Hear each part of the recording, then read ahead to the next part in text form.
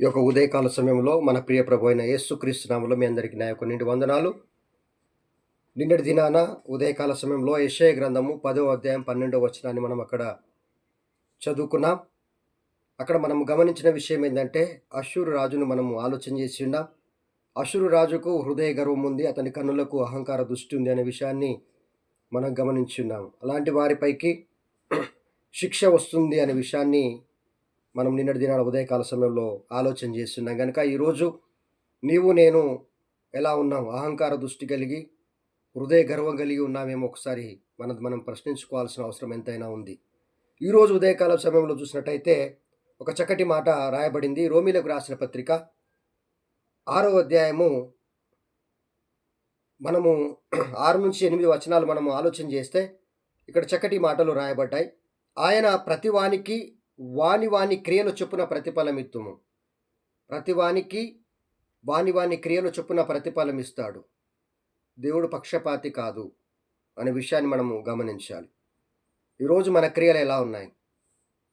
ఈరోజు నేను రక్షింపబడ్డాను కదా, నాకు నిత్య జీవంలో చోటు ఉంది అని మనము అనుకోవడానికి వీలు లేదు.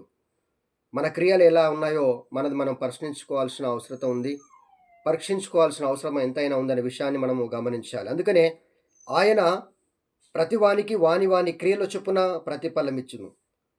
సత్క్రియను ఓపికగా చేయుచు మహిమయు ఘనతను అక్షయతను వెదుకు వారికి నిత్యజీవము వచ్చును. చూడండి, ఇక్కడ సత్క్రియను ఓపికగా చేయుచు మహిమయు ఘనతను అక్షయతను వెతుకు వారికి నిత్యజీవం వస్తుంది.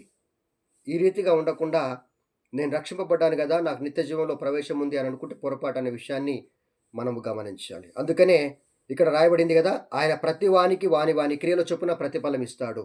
ఈరోజు ఎలాంటి ప్రతిఫలం పొందుకోవాలని ఆశిస్తున్నామో మనమే ప్రశ్నించుకోవాల్సిన అవసరం ఎంతైనా ఉంది. మార్కు సువార్తలో చూసినట్టయితే ఒక చక్కటి మాట రాయబడింది. 4వ అధ్యాయము మార్కు సువార్త 4వ అధ్యాయం 24వ వచనాన్ని మనం చదువుకుంటే ఇక్కడ, మరియు ఆయన మీరు ఏమి వినుచున్నారో జాగ్రత్తగా చూసుకొనుడి. మీరెట్టి కొలతతో కొలుతురో మీకును అట్టి కొలతతోనే కొలవబడును, మరి ఎక్కువగా మీకు ఇయ్యబడును అనే మాటను మనం ఇక్కడ చూస్తూ ఉన్నాం. కాబట్టి ఈరోజు మనం ఎలా ఉన్నాం? మరియు ఆయన మీరేమి వినుచున్నారో జాగ్రత్తగా చూసుకొనుడి. మీరు ఎట్టి కొలతతో కొలుతురో మీకును అట్టి కొలతతోనే కొలవబడును అనే మాటను మనం ఇక్కడ చూస్తూ ఉన్నాం. మనము ఇతరులను ప్రేమిస్తే మనల్ని వారు ప్రేమిస్తారు. మనము ఇతరులను ద్వేషిస్తే వారు కూడా మనల్ని ద్వేషిస్తారు.